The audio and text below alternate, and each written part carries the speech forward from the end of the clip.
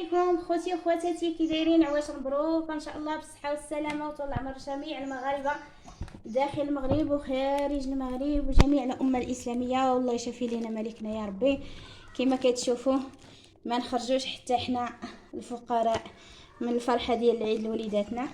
كما كتشوفوا انا شريت لولدي عن 6 كيلو خواتاتي، ما درتهاش في هاد الايامات، وعجنت خبيزات، وغدا ان شاء الله ندير مسمنات. شوفوا خوتي، ها نتوما 100 درهم في مراكش، ها نتوما الصابلي ب 100 درهم، نص كيلو ب 50 درهم. ها نفرحوه شويه وصافي.